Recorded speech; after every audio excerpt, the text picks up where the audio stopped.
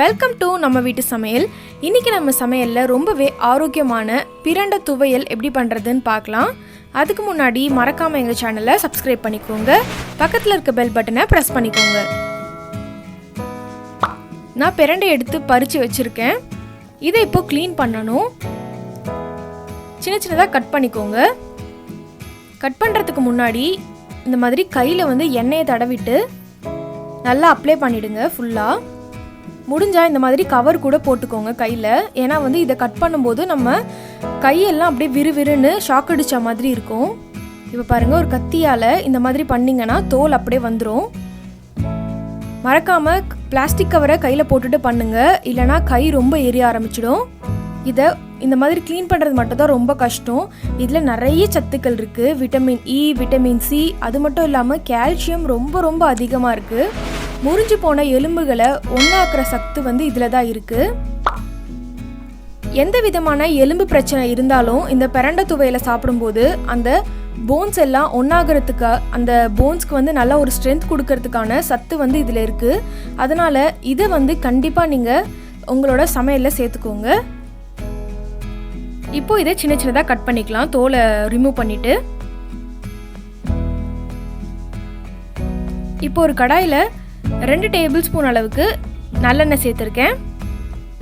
இது கூடவே 3 table spoon அளவுக்கு உளுந்தம்பருப்பு சேர்த்துடலாம். உளுந்தம்பருப்பு கொஞ்சம் நல்லா ரோஸ்ட் பண்ணிக்கலாம். பண்ணதும் 10 குண்டு மிளகாய், காஞ்ச மிளகாய் எடுத்திருக்கேன், அதை எடுத்து சேர்த்துடலாம். சேர்த்துட்டு நல்லா மிக்ஸ் பண்ணிக்கோங்க. கொஞ்சம் கலர் சேஞ்ச் ஆகட்டும். இப்போ பாருங்கள், நல்லா சேஞ்ச் ஆகிடுச்சு. இப்போ இதை எடுத்து தனியாக ஒரு பிளேட்டில் வச்சிடலாம். இப்போ அதே கடாயில் நான் கருவேப்பிலை சேர்த்துருக்கேன். கருவேப்பிலை கொஞ்சம் நல்லா முறுமுறுன்னு வரட்டும். அதில் இருக்க ஈரத்தன்மை போகிற வரைக்கும். இது கூடவே இஞ்சி 2 துண்டு எடுத்திருக்கேன். பூண்டு ஒரு 15லேருந்து 18 பல் எடுத்திருக்கேன். சின்ன வெங்காயம் 10லேருந்து 12 எடுத்திருக்கேன். இது எல்லாத்தையும் சேர்த்து நல்லா வதக்கிடலாம். 2லேருந்து 3 நிமிஷம் நல்லா வதக்கிக்கோங்க. இது வதங்கிட்டு இருக்க சமயத்திலேயே சின்ன கோலிகுண்டு சைஸில் கொஞ்சமாக புளி சேர்த்துடலாம். சேர்த்துட்டு நல்லா மிக்ஸ் பண்ணிக்கோங்க. நல்லா 2 நிமிஷம் வதங்கட்டும். 1/2 டீஸ்பூன் அளவுக்கு மிளகு சேர்த்துடலாம். 1 டீஸ்பூன் அளவுக்கு சீரகம் சேர்த்துடலாம். இது எல்லாமே சேர்ந்து நல்லா கொஞ்சம் வதங்கி வரட்டும்.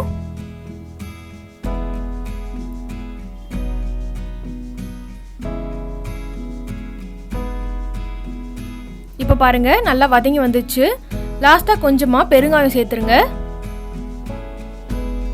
பெருங்காயம் சேர்த்துட்டு ஒரு நிமிஷம் அளவுக்கு வதங்கினா போதும். இதை இப்போ எடுத்து தனியாக ஒரு பிளேட்டில் வச்சிடலாம். நம்ம வறுத்து வச்சிருக்க இந்த எல்லா பொருளும் நல்லா ஆறட்டும். அதே கடாயில் கொஞ்சமாக நல்லெண்ணெய் சேர்த்துருக்கேன். சேர்த்துட்டு நம்ம க்ளீன் பண்ணி வச்சுருக்கோம்ல, தோலை உரித்து கட் பண்ணி வச்சுருந்த பிரண்டை எடுத்து சேர்த்துடலாம். சேர்த்துட்டு நல்லா மிக்ஸ் பண்ணி விடுங்க. நல்லா ஒரு 10லேருந்து 12 நிமிஷம் மெதுவான தீயில வச்சு நல்லா கோல்டன் ப்ரௌன் கலர் வர வரைக்கும் நல்லா இதை வதக்கிக்கோங்க. இப்போ பாருங்கள், நல்லா கலர் சேஞ்ச் ஆகிடுச்சு. நல்லா இந்த மாதிரி நீட்டமாக குச்சி குச்சாகிடணும். அந்த அளவுக்கு நல்லா ரோஸ்ட் ஆகட்டும். இப்போ நம்ம வறுத்து வச்சுருக்க எல்லா பொருளும் நல்லா ஆறட்டும். மிக்சியில் 2லேருந்து 3 துண்டு அளவுக்கு தேங்காய் சேர்க்குறேன். சேர்த்ததுக்கப்புறம் நம்ம வறுத்து வச்சுருக்கோம்ல உளுந்தம்பருப்பு, காஞ்ச மிளகாய், இது எல்லாத்தையும் சேர்த்துடலாம்.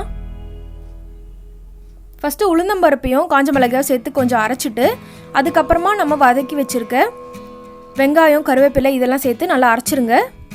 அரைச்சிட்டு அதுக்கப்புறமா பிரண்டை சேர்த்துட்டு இதுக்கு தேவையான அளவு உப்பு சேர்த்துருங்க. ஒரு 1/2 கிளாஸ் அளவுக்கு தண்ணி சேர்த்துக்கோங்க.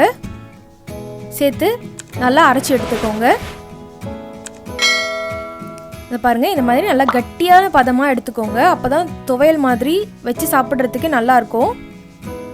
இப்போ இதுக்கு ஒரு தாளிப்பு பண்ணிடலாம். ஒரு கடாயில் கொஞ்சமாக எண்ணெய் ஊற்றி உளுந்தம்பருப்பு சேர்த்துக்கோங்க. கடுகு கொஞ்சமாக சேர்த்துடலாம். சேர்த்துட்டு அதை எடுத்து இந்த பிரண்டையில் சேர்த்துக்கோங்க. அவ்வளோதான், ரொம்பவே ஆரோக்கியமான பிரண்டை துவையல் சூப்பராக ரெடி ஆகிடுச்சு. இந்த ரெசிபியை நீங்கள் கண்டிப்பாக உங்கள் வீட்டில் இருக்கவங்களுக்கு செஞ்சு கொடுங்க. செஞ்சு கொடுத்து எப்படி இருக்குன்றத மறக்காமல் கமெண்ட் பாக்ஸில் சொல்லுங்கள்.